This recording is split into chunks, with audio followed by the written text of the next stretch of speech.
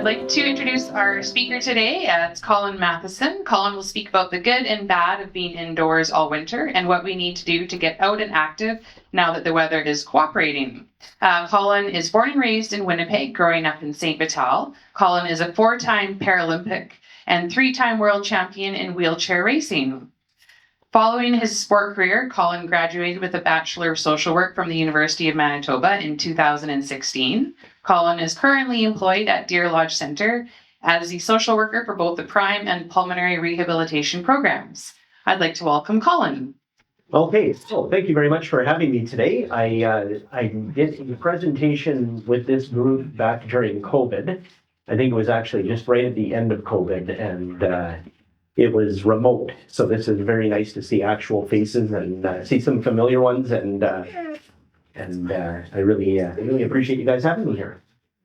So my presentation today is sort of titled "Adapting the Spring in Your Step in Time for Spring."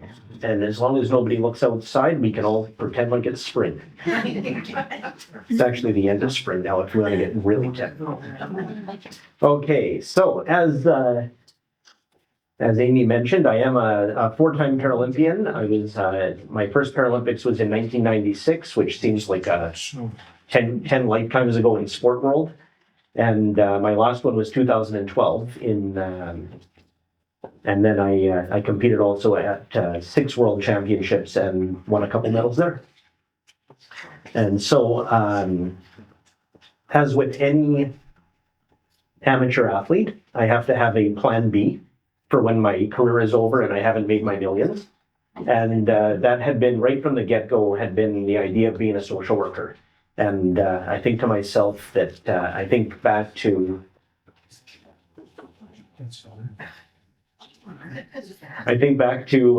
my earliest days, and I've been disabled my whole life, and there were some very influential people in my upbringing that really contributed to where I am today. And I thought, if nothing less, I could be a social worker and give back even remotely close to what I received as far as some amazing interventions and supports. And it's helped me reach a potential that I don't think I would have ever been able to reach on my own. And so today we're going to talk about reaching your potential and seizing the moment and doing what you can with what you've got. So as my life sort of is simplified into 3 cogs, I've got my disability, which is my own sort of personal challenges, spinning at 100 miles an hour at the same time that the Paralympic athlete was spinning at 100 miles an hour. And then we thought we would throw in a third cog at one point and try and also be a social worker. And I, in 1996, like I mentioned, that was my first Paralympics, and it was an absolute breeze compared to the 40-year-old trying to be a Paralympic athlete while trying to graduate university and renovate the brand new house that my wife and I bought. So juggling 1 ball is certainly easier than juggling 3. So in hindsight, there has been many moments in my life, and that includes sport and my real life, and I will always refer to it to my real life because there is absolutely nothing real about sport. But I realized that I control very little outside of myself, and that is one of the most honest things that we can say out loud, that we don't have any control over so many things. But whether it's finances, my sport outcomes, just as an example, health outcomes, or even the relationships that we have, those are all things that we have partial control over. We have an influence over, rather than considering that we can, squeeze them real tight and be in full control.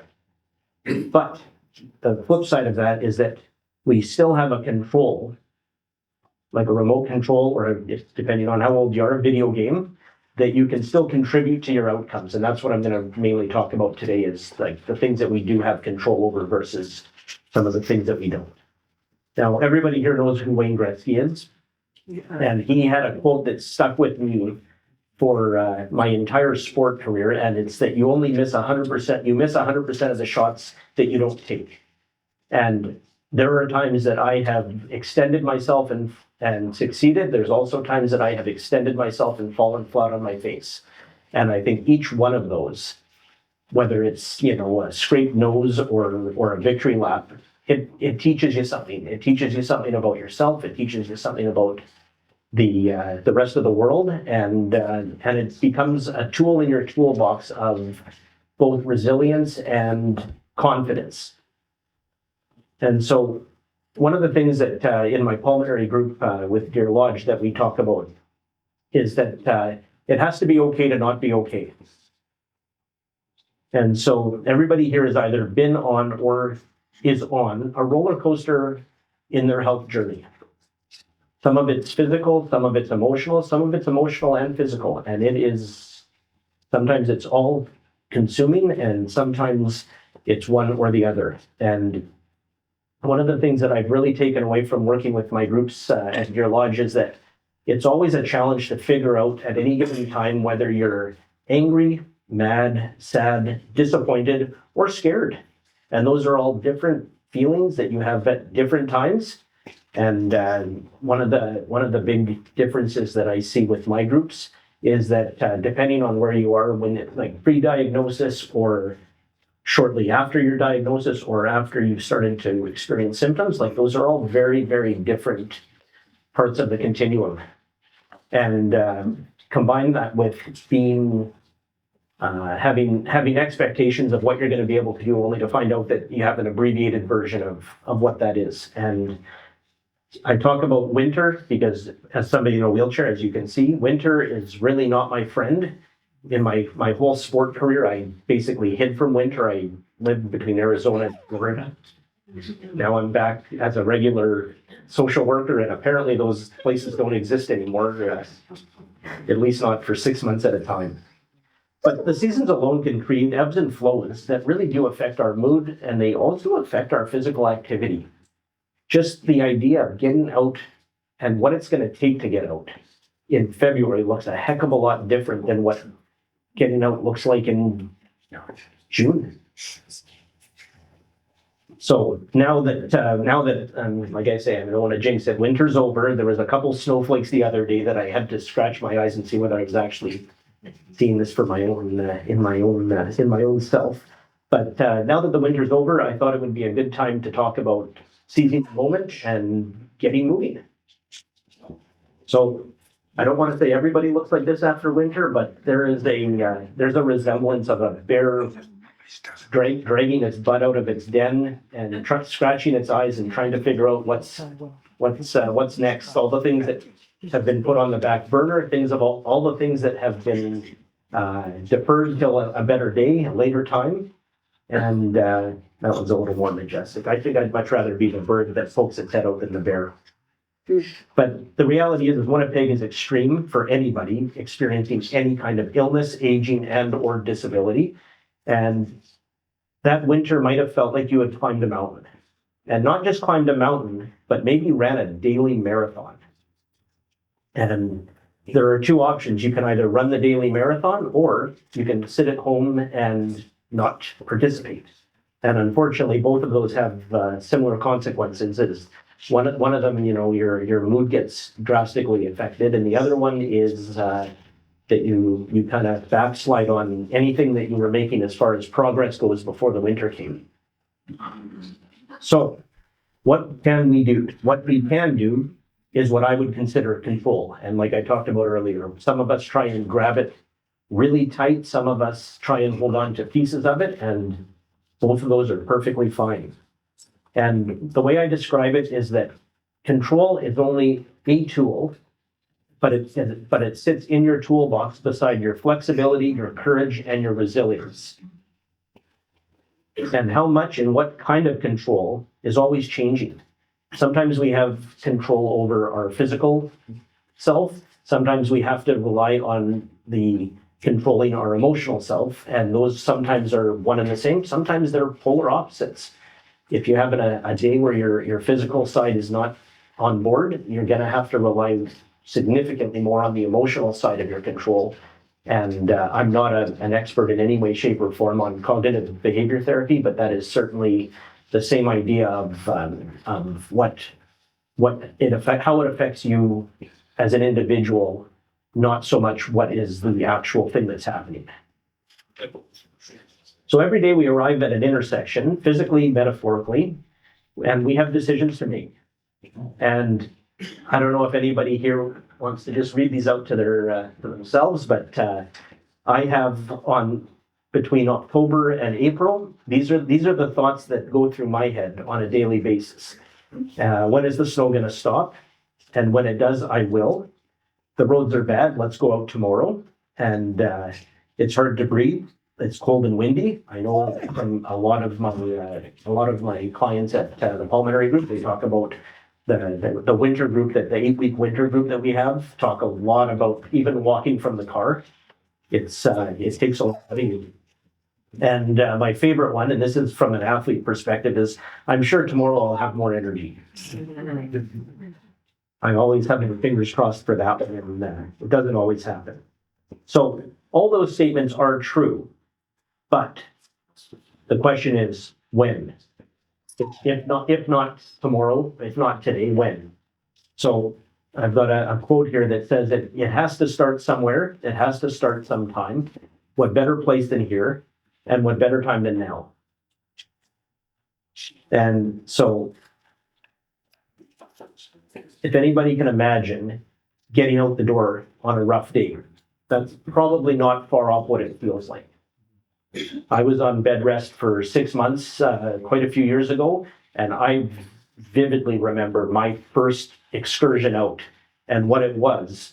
It was in the hallway. I wheeled up and down the hallway of my condo, and it felt like I was going off the 10-meter diving board at Pan Am Pool. I didn't know whether I was going to make it all the way to the end of the hallway. I also didn't know whether I was going to get back to my door. So as a joke, my wife said, well, bring your phone and text me if you need a hand. Now, in comparison to what it looks like, this is anybody that has ever had a diesel Volvo knows exactly what it also sounds like. And one of the themes in the pulmonary group is there are morning and afternoon people. And some people, it takes a lot more to get out of bed in the morning and get sorted out to be able to come to the program in the afternoon. Other people are morning people, and that is total personal preference. But for me, I sound like the diesel Volvo starting in the morning. I have to let my elbows click a bit. I have to let my shoulder make some horrible noise. Then there's a bunch of groaning, and then I start my day. So anytime we get going, this is what it should look like. And I've never dipped a toe in my whole life, but I figure that this is what it looks like. So a lot of people talk about changes and that they need to change everything all at once, all the time. And that is, from a social work perspective and an ex-athlete perspective, that is the quickest way to be disappointed, because nothing good happens if you try and force it. So rather than the diving board analogy, I think that we should all dip a toe and go at our own pace. And if everything goes well, everything is moving forward. But if it becomes an uphill marathon, you got to learn how to pace yourself. And I know that anybody that's been in the pulmonary group, we talk about coping, and we talk about the division of labor in the household. If you've got other people living with you, we talk a lot about making lists and having reasonable expectations per day. And one of the things that I really focus on is that your day, your week, your month, your year, it is a marathon, and you're not going to be able to get everything done all at once. So if you decide to clean the house one day, go shopping the next day, or even a week later, those are the types of things that you have to sort of be more familiar with yourself, and we'll talk about that in a little bit. So I'm not a social worker. I'm not a pulmonary specialist, but the activity desaturation for your O2. You might have noticed that when you're active, your O2 levels go down and you get fatigued. And all I can say is listen to your body and try and find that sweet spot between activity and comfort. It's different for everybody, and it might be different on a Monday versus a Tuesday or one week to another, but it is a constant listening to your body and learning about yourself. And the duration of what you're doing, the frequency of what you're doing, and the intensity are all crucial measurements to keep track of.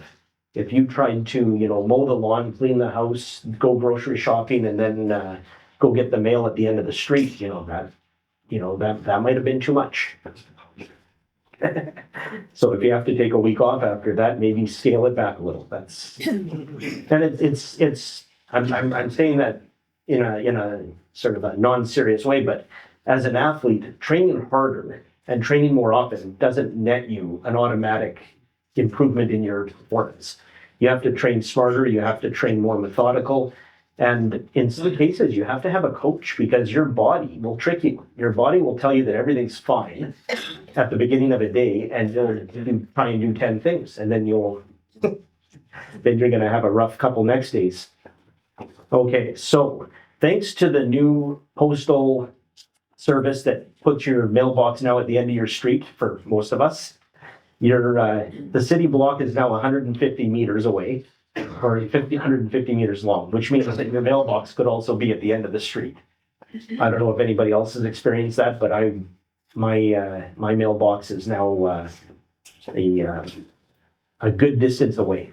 So I have to plan on either putting on my snow chains on my wheelchair or drinking a bunch of water before I set out on my go get the mail mission. But in reality, 15 to 30 minutes of walking in a mall in the winter is a huge contribution to your overall mental health, physical health, everything. And one of the things that I always encouraged, one of the reasons why I always encouraged our clients to walk in the mall is mainly because it's a very enclosed area. It's very predictable. You're not talking about walking on any scary ground, slippery ice, or having to trudge through the snow. And the other thing too is that there's also a Tim Hortons and a Starbucks at every single mall. And it's always open before the mall. So if you ever do the mall walking, it's always open first. And in that same idea, what you do today, when you think about it, if today's your starting day, what you do today could be 200% more than what you did yesterday. And it doesn't have to be a marathon. It doesn't have to be a world record. It just has to be getting out and doing something. And one of the things that I like about the mall is that they've also got all of the chairs, all of the benches. Everything is sort of perfectly situated. So if you need to take a break, you can take a break. There's multiple bathrooms if you need to take a break along the way. It's just a really predictable environment. And instead of, having an electric car with range anxiety, you don't want to go 5 kilometers out and then realize that you have to come 5 kilometers back. I'll show you a picture about that in a minute. So getting out is also equally as important for mental health as it is for any physical benefit. So one of the things that I always talk about is what fills your cup. If you want to go out and go to a bar, if you want to go to a restaurant, if you want to go shoot some pool, throw some darts, or just spend some time with somebody that is meaningful, like those are all really important. They are very important for your physical health, because whether you know it or not, you walked from your house to the car and the car to the bar, and then did it in reverse. So you'd be amazed how much physical activity is even related to, going for a coffee or going for a beer with a friend and spending an evening out. And it doesn't have to be long. It just has to be enough to get those endorphins going and have the warm, fuzzy feelings come out. So now the challenges of getting out: fear, lack of energy, and motivation. And all three of those are what keep us inside. Sometimes it's one of the three, sometimes it's all three. Either way, those are all pretty significant barriers. And so one of the things that I do recommend, and I've had many, many conversations with my clients in the pulmonary group about the fear, like What am I going to see when I get out there? What happens if I run out of energy? And just all of these what ifs, and they're all so real, and they can't be solved, but they can be addressed and they can be planned around. And so if you need your medication, if you need to bring your oxygen tank, if you need your accessible parking pass, those are all things that your rescue inhalers, if you have one, those are all things that you can bring with you to help give you a little more confidence, so you're not feeling like you're gonna end up in some rural area with no supports. One of the things that I also recommend is, and you guys we're doing it here, is speak honestly with your peers in your support group. This is an unlimited amount of connections that you have, that you can see what's working, see what other people are doing, and not to say that those solutions are going to work for everybody, but it gives you some ideas to at least start. And the amount of chit chat that goes on right before I come in and do my presentations in the pulmonary group, and the amount of time that you guys spend on the new step machine or on the stationary bike or the treadmill. Like, those are all moments where you're whether you know it or not, you're sharing ideas, you're sharing thoughts, and even if it's a shared frustration with the fact that everybody's getting parking tickets on Duffield. That was for an entire group, an entire 8-week group. That was just nonstop. They were not looking at the disabled parking pass in the window, and they were giving people tickets. It was just beyond frustrating. But if we hadn't talked about it, we wouldn't have found out that everybody was dealing with the same thing. And the solution was for the social worker to write a really, really pointed email to the counselor in the neighborhood and just bring it into their attention that they need to do better. And then collaborating with your team, and that includes your family, to develop a plan for both good days and bad days.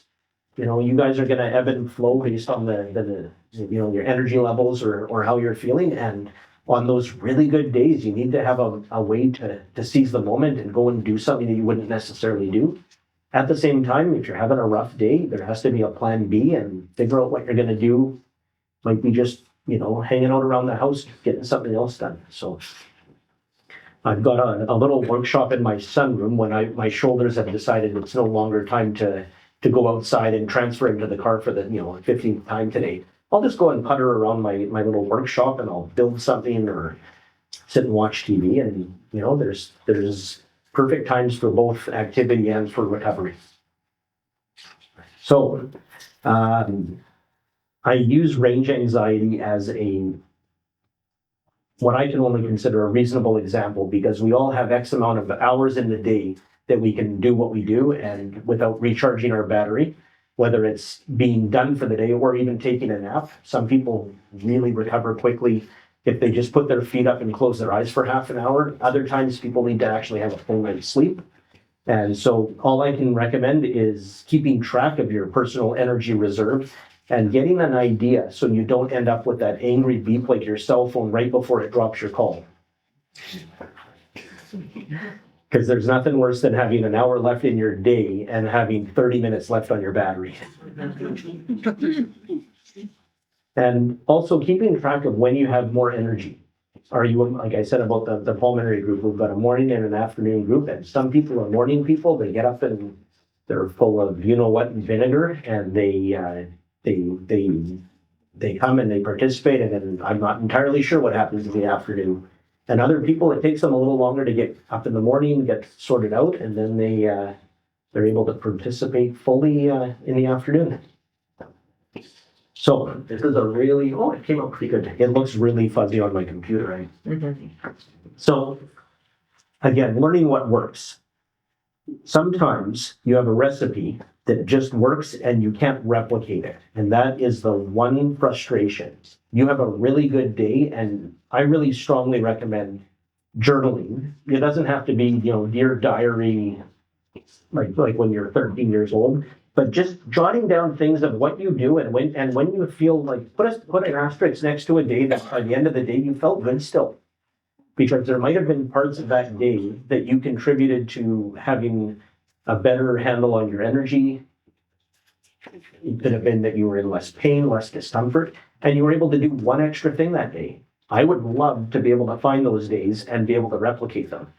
And the picture that I've got here is in 2013, after the Paralympics. I had a racing wheelchair made, and this racing wheelchair resulted in 3 Canadian records in 1 year. And to be honest, it's like a recipe for the best tasting chocolate chip cookie. And unfortunately, it was a pinch of this and a dash of that, and I have no metrics as to how to duplicate this. I had 4 racing chairs after that, and none of them felt as good. And that thing, by the time it was done, it was held together with duct tape and extra welds, and it was one of those moments where I just wish that there was something tangible that I could have measured on that chair. I brought the chair to the guys that build my chairs, and they claimed that they duplicated it, and it never felt the same. It kind of reminds me of a really comfy pair of shoes that are held together with duct tape. You just hold it on by a thread, just hoping to get like another season out of them. All right, so for motivation, everybody has different motivators. Some people are self-starters, other people need to be kicked in the butt. And that's one of the fun things about being an athlete is athletes are all different, people are all different. And it's actually funny because some athletes need to be kicked in the butt to do their training. Other people need to be held back so they don't hurt themselves and overdo it. But my wife, we were talking the other day about motivation, and she connects getting out and getting her exercise with a task.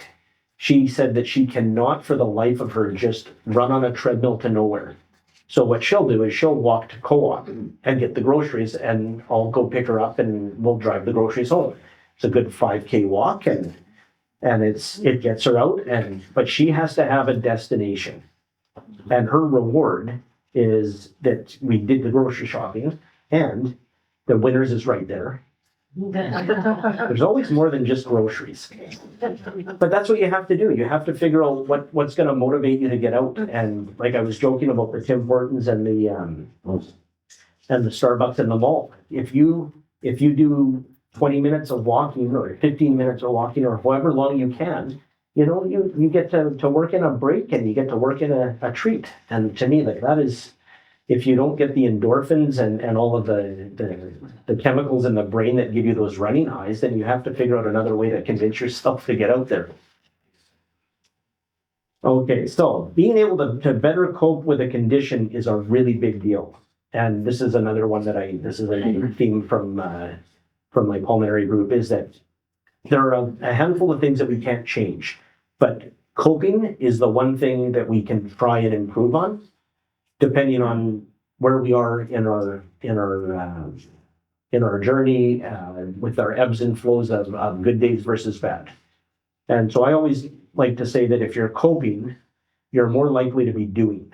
And so if you're not dealing with the ups and downs, the sporadic ups and downs, then you're probably able to plan around going out and doing something rather than being reactive. And in a perfect world, that coping results in less discomfort and less negative feelings. So there again is the physical side and the emotional side. And it's a work in progress.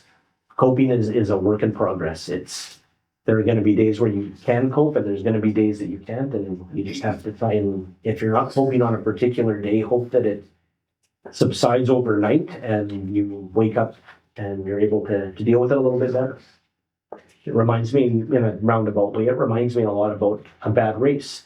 I've had more bad races than good ones, and if I've raced 15,000 times in a 30-year career, I've probably only had 20 good races. That's not a really good statistic. So I had to figure out how I was going to deal with getting my butt kicked or not winning. And it's an adjustment, especially if everybody goes into any kind of a situation thinking that they're going to do it, and you have to work in an explanation or at least a process for what happens if you don't. And it's not the end of the world. There's always another day to try again, and that's and not to get discouraged. Okay. So anytime we try and seek a positive outcome, we have to do a couple things. We talk about this a little bit about when we talk about planning a day out. What are you going to do? So you have to think about your destination. You have to create an adjustable, and I should have bolded and underlined, adjustable roadmap. Because very similar to a GPS, what happens if the road that you're planning to use is closed? What happens if you wake up on a particular day and you've got something that you can't skip or you can't negotiate with, and you have to figure out a detour? And working in stops along the way. I used to drive from, when I lived in Quebec, I used to drive from Montreal all the way down to Florida for the winters. And you can't do it all in one shot. So you have to methodically pick where you're going to stop. And you have to go to the bathroom. You have to fill up the gas tank. You have to eat something. And it was funny because probably the 10th time I had done this trip, I started to remember where all of like the places that I could go to the bathroom, eat, and fill up at the same time. So I wasn't making as many stops. And that's very much like anything with energy levels, is that you need to do things a little more efficiently and methodically. And that's the adjustability. Now, talking about your plan and including your friends and family is a really, really good way to strong arm you into following through with what you're talking about. I like to write down my ideas. I like to bounce them off my wife only because it keeps me focused on this is what I want to do. And when somebody says, oh, we talked about such and such thing the other day, did you do it? There is a lot of shame attached to not doing it. And every once in a while it's, no, do you know what, maybe I'll do it this week. And so it's really positive and helpful to share these desires, share these plans, these ideas with somebody, because they might want to join you. And then all of a sudden you're not doing it on your own. And making a lot of small steps is just the same towards a lofty goal. And it's similar to a marathon. You do 1 mile at a time, and after about 15 miles, now you're taking like 3 steps at a time. And it's the way to do it, rather than trying to bite off more than you can chew. Taking lots of little steps towards a big goal. So the theme of this is do what you can with what you've got. Now, one of the things that I encourage you to think about is wake up in the morning and decide what you can do. Decide how you're feeling. Decide what your list of things that you have, on your agenda. Can you get all 5 of them done? Do you need to do 3 of them and then do 2 the next day? What can be moved? Or what is, in a stubborn way, what is non-negotiable? And I have things in my day that I don't want to not do those things. And whether I have to drag my butt at the end of my workday to go do them, sometimes they're fun. Sometimes it doesn't make any sense to put them off because they're not going to be fun tomorrow as well.